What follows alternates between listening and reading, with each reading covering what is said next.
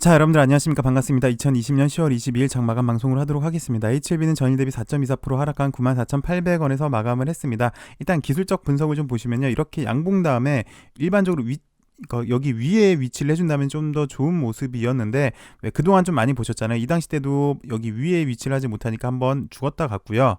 이 당시 때도 마찬가지로 여기 위에 위치하지 못하니까 이렇게 죽었다 갔고요. 좀 쉬었다 갔고요. 뭐 이 당시 때도 그랬었고요. 이 당시 때도 마찬가지고요. LB도 지금 이 당시 때 모습이랑 거의 좀 비슷한 모습이지 않을까라고 좀 우려가 되는 그런 구간인데요. 개인적으로는 이렇게 되지 않을까 싶었습니다.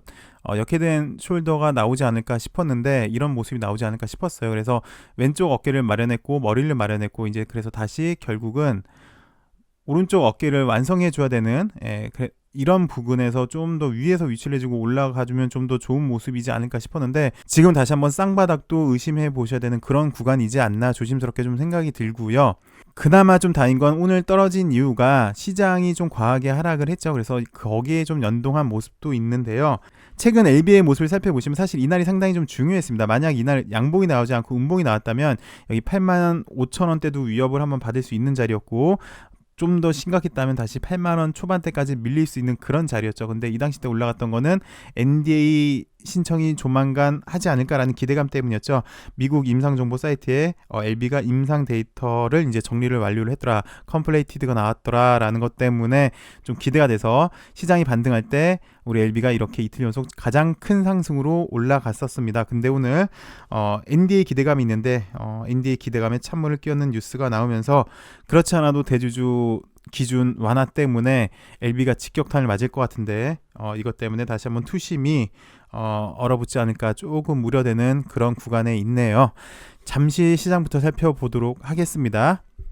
보시는 게 코스닥 지수인데요. 코스닥 지수 역시 마찬가지입니다. 이 당시 때 이렇게 돌렸을 때는 5일선을 확실히 회복을 해줬어요. 그리고 이렇게 돌렸고, 이 당시 때도 마찬가지로 이렇게 5일선 돌릴 때 5일선을 확실히 회복을 해주고 돌렸죠. 네, 오늘 뭐 여기 800 여기 25 라인 정도에서만 마무리가 됐어도 좀 괜찮은 모습이지 않을까 싶었는데, 약간 음봉 두께가 2% 이상 빠지면서 추가적으로 만약에라도 여기 800 라인을 지켜주지 못한다면 재차 하락이 또 나올 수 있지 않을까라는 우려가 되는 부분입니다. 코스닥은 여기 780, 800 라인인 것 같아요. 이 부분을 좀 지지를 해줘야 되는 그런 모습을 보여주는 것 같고요. 시장 보시면 크게 세 가지 변수가 있습니다. 첫 번째 대주주 요건 완화인데요. 이 얘기는 뭐 제가 수차례 말씀을 드렸으니까 오늘은 패스를 하도록 할게요. 대신 오늘 정부 발표 내용을 보니까 아무래도 코스닥은 연말까지 좀 힘들지 않을까라고 좀 조심스럽게 생각이 듭니다. 그리고 LB는 잘 아시다시피 개인 수급이 좀 세요. 게다가 대주주 요건 영향을 많이 받는 것들은 일반적으로 성장성이 큰 종목들이죠. 특히 바이오 헬스케어 쪽인데 좀 조심스럽게 LB가 직격탄을 맞지 않을까 우려가 되는 대목이기도 합니다. 두 번째는 이제 코로나 확진자 수인데요. 글로벌적으로 보시면 3차 대유행이 확산되고 있지 않느냐라는 우려가 있었는데 우리나라가 그래도 여태까지는 두 자릿수로 약간 통제 가능한 모습이었는데 오늘 다시 세 자릿수로 늘어났습니다. 그래서 통제 가능하느냐 못하느냐는 이 세 자릿수 100명대가 상당히 좀 기로인데 우리나라도 약간 위태위태한 모습을 보여주고 있는 것 같아요. 여러분들 요즘 다시 이렇게 스모그도 심하고 미세먼지도 심하고 하니까 마스크 꼭 끼시고 개인 건강 관리 꼭 잘해주시길 바라겠습니다. 건강이 제일입니다.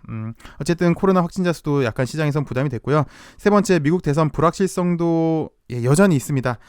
아무래도 이 경기 부양책은 미국 경기 부양책은 대선 후에나 가능할 걸로 보여집니다. 그래서 시장은 당분간 변동성이 있을 걸로 예상이 되고요. 뭐 오늘 또 중간에 러시아 이란이 선거에 개입하지 않았느냐라는 루머도 나오면서 시장은 약간 변동성을 더 키운 모습을 보여줬습니다. 전반적으로 여기에 아까 말씀드렸던 700 후반 790, 780 라인을 최종적으로 지지하느냐가 관건인 시장이지 않을까 싶습니다. 시장은 그렇고요. 곧장 LB를 살펴보도록 하겠습니다. LB가 오늘 이런 뉴스가 나왔습니다. 리보세란이 국내 판로는 열렸다. 어저께 나온 뉴스 때문에 그렇죠. 치료 목적 사용 승인 때문에 그런 거고요. 대신 국외상은 어떤지라는 제목의 뉴스가 나왔는데 사실 크게 보시면 두 가지인데요. 사실 우리가 기대했던 거는 이제 조만간 NDA가 있지 않을까? 왜?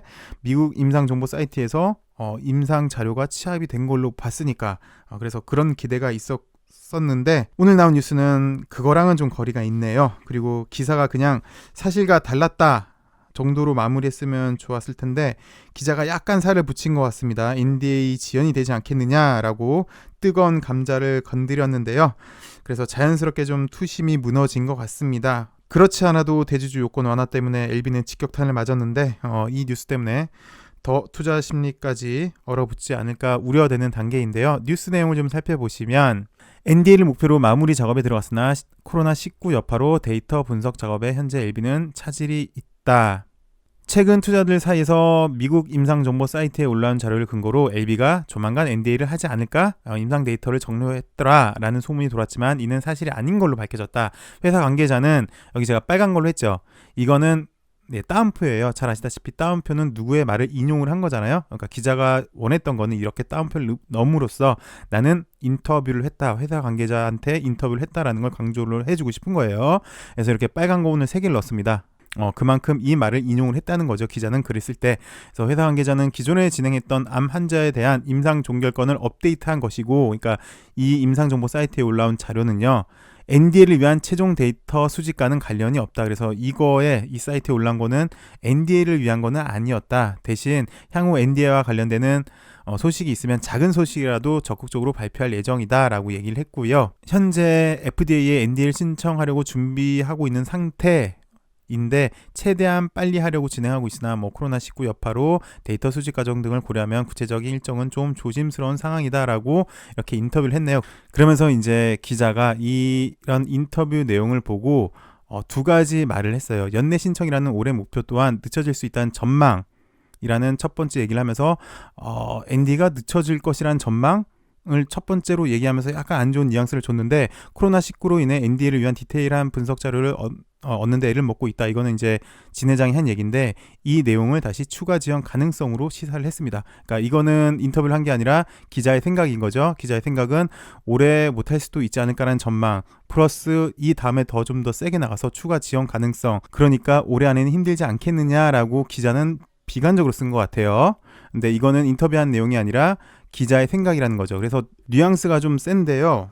투자자들은 임상 데이터 정리했다는 소문이 돌아서 기대를 하고 있지만 이는 사실과 다르다라고 표현을 했다면 이거보단 좀 더 완화된 표현이겠죠. 플러스 추가 지원 가능성 대신 코로나19로 인해 NDA를 위한 디테일한 분석 자료를 얻는데 애를 먹고 있다면서 투자자들은 우려를 표했다라고 얘기를 하면 같은 내용이에요. 결국 제가 말한 내용이나 기자가 쓴 내용 늦춰질 수 있다는 점만 추가 지원 가능성에 대해서 똑같은 이야기인데 제가 좀 전에 말씀드린 거는 약간 완화해서 얘기를 한 거고 지금 기자가 쓴 거는 약간 비판적으로 보고 있는 거죠. 글쎄 이거는 이제 기자의 주관적인 생각인데 회사 목표치는 연내에 하겠다는 게 이제 회사 목표치인 거고 여기 기자는 보는 게 올해 안에 힘들지 않겠느냐라고 얘기를 하고 있는 것 같아요. 왜냐하면 2번이나 이렇게 썼어요. 늦춰질 수 있다는 전망, 추가 지원 가능성을 2번이나 시사를 하면서 약간 비판적으로 보고 있는 건데 글쎄 답은 지나고 나보면 알겠죠. 결과는 지나고 나보면 알겠죠. 시간이 최고의 심판관이 돼서 심판을 해줄 것 같은데 그나마 조금 위안을 삼자면 NDA 신청을 할 수 없을 것으로 보인다 이렇게는 얘기를 안 했을까 그나마 그거에 비해서는 좀 다행스러운 표현인 것 같은데요. 저는 그렇게 생각을 합니다.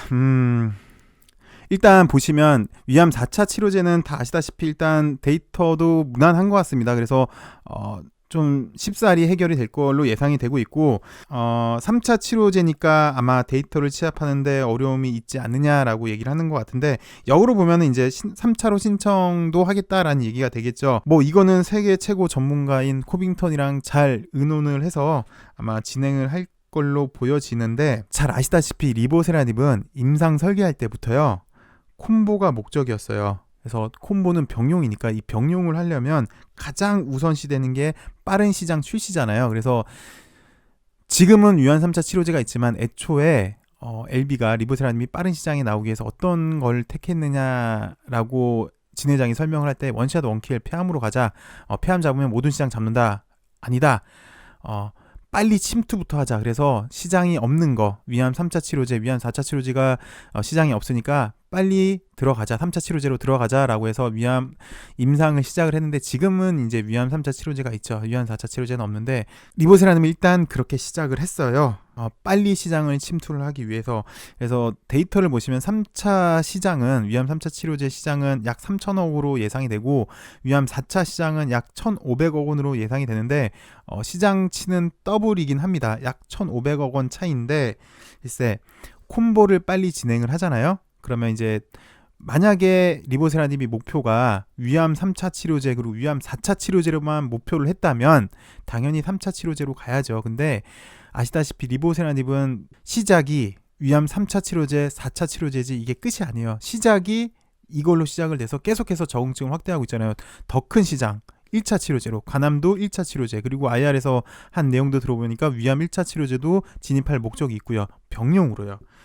그래서 물론 이게 3차 시장은 뭐 더블 차이가 나요. 약 1,500원 정도가 차이가 나는데, 크게 보시면 간암 1차 치료제도 이제 조단위 시장이고 위암 1차 치료제도 조단위 시장인데, 과연 위암 3차 치료제, 위암 4차 치료제가 회사의 근본을 바꿀 만큼 큰 차이일까라는 생각이 좀 듭니다. 저는 개인적으로.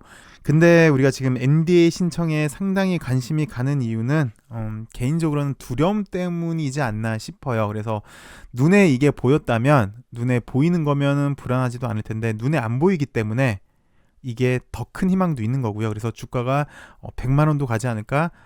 작년에 주주 간담회에서는 5년 내 180만 원에서 280만 원까지 봤었죠. 주가치를. IR 담당자 얘기를 들어보면 그 당시 때 퍼 60을 계산을 해서요. 근데 뭐 지금 셀트리온 그 당시 때 셀트리온 퍼 60으로 계산한 건데 지금은 셀트리온 퍼가 훨씬 더 높아졌죠.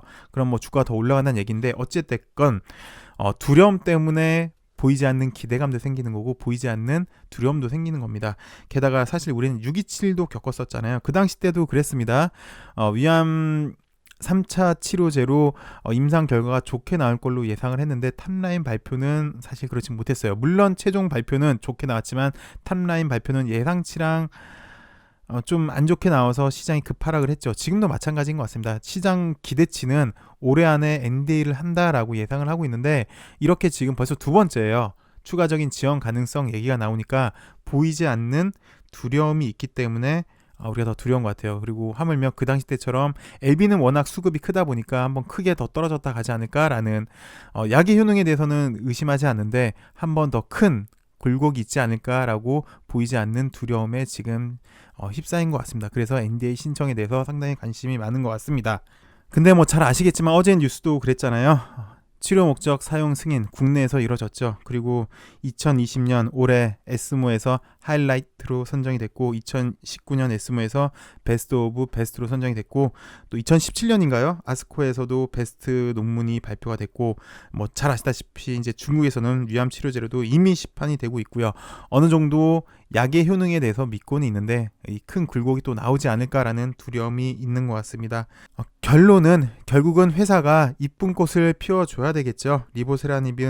리보세라닙이라는 이쁜 꽃망울을 피워주길 바라면서 하나씩 절차대로 잘 이행하기를 바라야 되겠죠. 그래서 우리 주주들도 선량한 감시 의무 잘하고 또 아낌없이 응원해주면서 대한민국 역사상 최초의 항암제가 나오길, 그리고 꼭 탄생하길, 그래서 아픈 사람이 더 없는 세상, 더 밝은 세상을 만들길 기대를 해봅니다.